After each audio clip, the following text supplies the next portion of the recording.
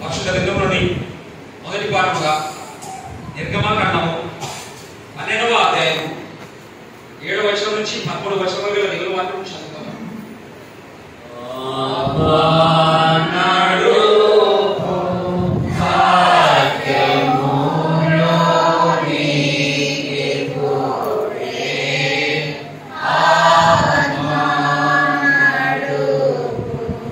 మొదటి పాఠముగా నిర్గమకాండము 12వ అధ్యాయము 7వ వచనం నుంచి చదవబడుతుంది. ఈ నెల 14వ దినము వరకు మీరు దాన్ని ఉంచుకొనవలెను. తర్వాత ఇశ్రాయేలు సమాజపు వారందరూ తమ తమ కూటములతో సాయంకాలం మందు దాన్ని చంపి దాని రక్తమును కొంచెం తీసి తాము దాని తిను ఇళ్ల ద్వారపు బంధములు 2 నిలువు కమ్ముల మీదను పైకమ్మి మీదను చల్లి ఆ రాత్రియే వారు అగ్నిచేత కాల్చబడిన ఆ మాంసమును పొంగని రొట్టెలను తినవలను. చేదుకూరలతో దానిని తినవలను. దాని తలను, దాని కాళ్లను, దాని ఆంత్రములను అగ్నితో కాల్చి దాన్ని తినవలను. దానిలో ఉడికి ఉడకనిదైనను నీళ్లతో వండబడినదైనను తిననే తినకూడదు. ఉదయకాలం వరకు దానిలోని ఏదైనా మిగిలింపకూడదు. ఉదయకాలం వరకు దానిలో మిగిలినది అగ్నితో కాల్చివేయవలను. మీరు దాన్ని తినవలసిన విధమేదనగా మీ నడుము కట్టుకొని, మీ చెప్పులు తొడుగుకొని, మీ కర్రలు చేత పట్టుకొని మొరపడుచు దాన్ని తినవలను. అది యెహోవాకు పస్కాబలి. ఆ రాత్రి నేను ఐగుప్తు దేశమందు సంచరించి ఐగుప్తు దేశమందరి మనుషులలో గాని జంతువులలోనే గాని తొలి సంతతి యందు హతము చేసి ఐగుప్తు దేవతలకందరికీ తీర్పు తీర్చదు. నేను యెహోవాను. మీరున్న ఇళ్ల మీద ఆ రక్తము మీకు గుర్తుగా ఉన్నాను. నేను ఆ రక్తమును చూచి మిమ్మల్ని నశింప చేయక దాటిపోయాను. నేను ఐగుప్తు దేశంలో పాడు చేయుచుండగా మిమ్మల్ని సంహరించుటకు తెగులు మీ మీదికి రాదు. దేవుని వాక్యం రాసు.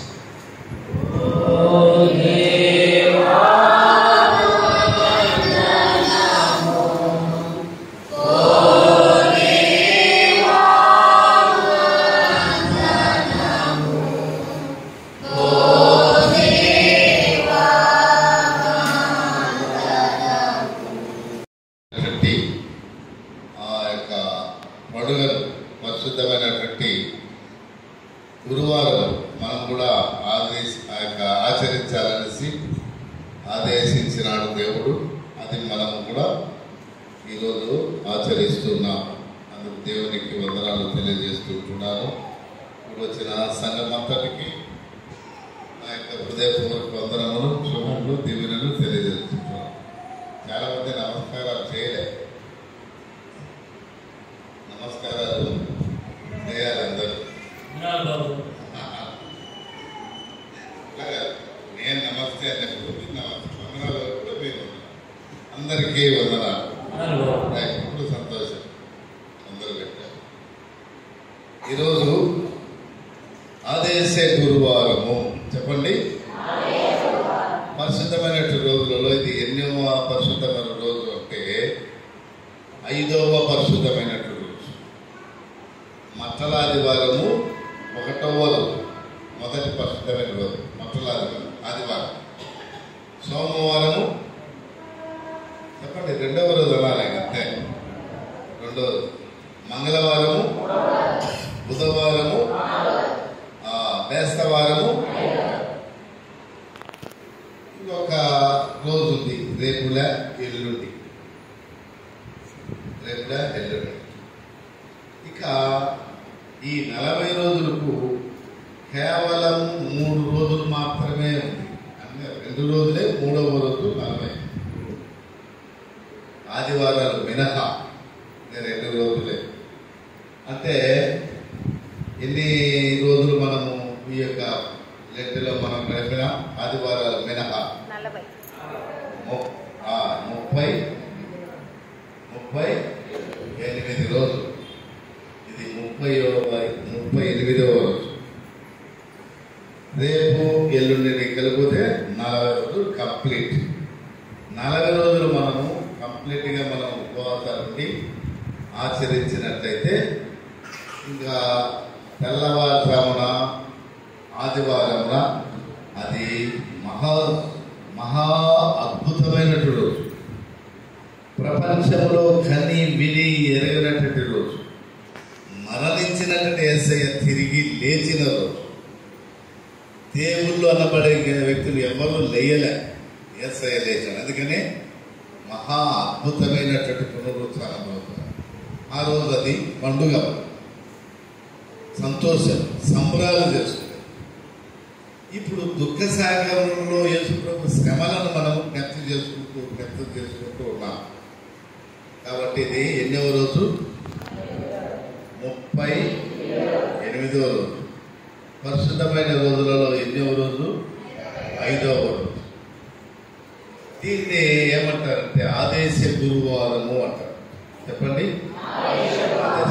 ఆదేశ గురువారం ఎందుకు అయింది అంటే యేసుక్రీస్తు ప్రభుల వారు మొదటి రోజు బట్టలు పరిచే గాథ మీద కూర్చొని ఊరేగింపబడినట్టు రోజు, రారాసుగా అభిషేకించబడిన రోజు. తరువాత సోమవారము మరి అంజూరపు చెట్టును శపించినటువంటి రోజు.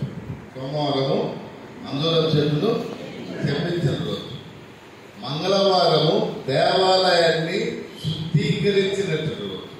మంగళవారము శుద్ధీకరించినట్టు రోజు. బుధవారము తైలాభిషేకము యేసు ప్రభువుకు చేసినట్టు రోజు. అభిషేకం చేయబడినట్టు రోజు. తైలాభిషేకం ఎప్పుడు? నిన్నటి దినం. ఈరోజు ఆదేశ గురువారం, పరిశుద్ధమైనటువంటి 5వ రోజు ఆదేశ గురువారం. ఆదేశము అంటే ఆజ్ఞ అని అర్థం. ఆదేశము, ఆదేశించడం. రైట్. బజార్కి వెళ్ళి నువ్వు ఒక టీ లేకుంటే టిఫిన్ తీసుకురాపో అన్నామనుకో, అది ఆదేశమా? లేకపోతే నమస్కారం పెట్టి బజార్కి వెళ్ళి ఒక ఇడ్లీ తీసుకురాపో అని రిక్వెస్ట్ చేసుకోవడం. చెప్పండి. ఆదేశం. బజార్కి వెళ్ళు, అక్కడ ఒక ఇడ్లీ పట్టుకొని రా, అది ఆదేశం. రిక్వెస్ట్ అనేది వంగి ఒక ఇడ్లీ ఏమన్నా ఉంటే తెస్తావా? యేసు ప్రభు వంగి నమస్కారం చేసి చెప్పేది కాదు, ఆదేశం. మీరు ఈ రకంగా చేయాలా,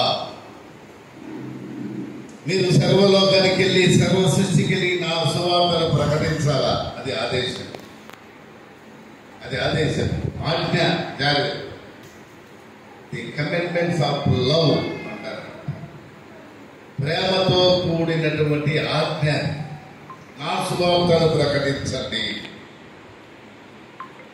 ప్రేమతో కూడినట్టు. రెండవ ఆదేశము ఏంటంటే శిష్యుల యొక్క పాదాలు కడగడం. శిష్యుల యొక్క పాదాలు కడిగి, యేసు ప్రభువే పాదాలు కడిగి, తర్వాత మీరు కూడా ఈ రకంగానే చెయ్యాలా, నేను చేసినట్లుగానే మీరు కూడా ఈ రకంగా చేయాలా. ఇది ఆజ్ఞనా? రిక్వెస్టా? ఆజ్ఞ, ఆదేశం. మీరు కూడా ఇట్లా చేయాలా, నేను చేసినా కదా, మీరు కూడా ఇట్లా చేయాలి. మూడవదిగా రొట్టె విరిచి అందరూ పంచుకొని తినండి, ఇది నా శరీరం, ఇది నా రక్తం. ఈ రకంగా చేయటం వలన నేను మీతోనూ మీరు నాతోనూ ఎల్లప్పుడూ సహవాసం కలిగి ఉంటాము. మీతో నేను మీతో సహవాసం ఉంటుంది. ఈ సహవాసాన్ని పోగొట్టుకోకూడదు అని దేవుడు దీంట్లో ఒక ఆదేశం. నేను తిరిగి రెండవ రాకడలో వచ్చు వరకు దీన్ని ఆచరిస్తూ జ్ఞాపకార్థంగా చెయ్యండి. ఆదేశమా? రిక్వెస్టా? ఆదేశం. ఎన్నైనా ఆదేశాలు అప్పుడే మర్చిపోయాను. అలా మొదటికి రావాలి. వదిలే బాబు, ఇప్పటికే మాకు త్వరగా పోవాలా. ఆదేశము 3. 1 సువార్త ప్రకటించండి. 2 శిష్యుల పాదాలు, శిష్యులకు చెప్పినాడు పాదాలు కడగమని. శిష్యుల పాదాలు కడిగితే యేసు ప్రభువే తికమక పెట్టించి నన్ను తికమక పెట్టాలి. శిష్యుల పాదాలు ఆయన కడిగినట్టుగా మీరు కూడా ఇతరుల పాదాలు కడిగి శిష్యులుగా చేర్చుకోనండి. ఇదే కాదు. తర్వాత రొట్టె అందరికి పంచి ఇది నా శరీరము నా యొక్క రక్తం అని చెప్పి మీరు నేను వచ్చు వరకు ఇది చేస్తూనే ఉండాలా, నా జ్ఞాపకార్థంగా నన్ను జ్ఞాపకం ఉంచుకున్నట్టుగా ఇది చేస్తున్నారు. ఇది ఆదేశం. ఈ ఆదేశము ఏ రోజు చేసినాడు అంటే పులియని రొట్టెల పండుగ రోజు. చెప్పండి, మళ్ళా చెప్పండి, మళ్ళా అంటే మన దీని అర్థం అదే ఇదే తెలుగులో అడుగుతా. పులియని రొట్టెల పండుగ, పులియని రొట్టెల పండుగ. చేపలు తీసుకురాకండి, మార్కెట్కి వెళ్ళండి, మనం వెళ్ళగా ఒకటి పంపించినాం అనుకో చేపలు, కుళ్ళిపోయినట్టు తీసుకురావడం అంటే అర్థమేమని,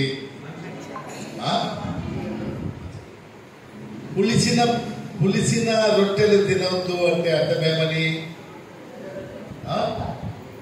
మంచి రొట్టెలు తినాలా, పులిసిన రొట్టెలు తినదు. దాన్నే పులియని రొట్టెల పండుగ అంటారు. ఏం రొట్టెల పండుగ?